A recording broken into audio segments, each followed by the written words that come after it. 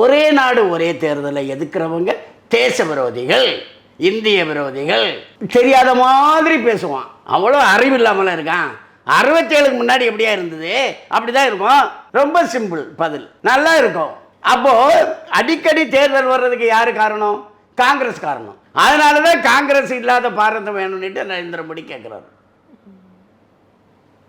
காங்கிரஸுடைய கொள்கை எதுவுமே சரி கிடையாது. காங்கிரஸுங்கிற அந்த இதுவே இருக்கக்கூடாது, அதை அழிச்சிடணும். அது தீய சக்தி.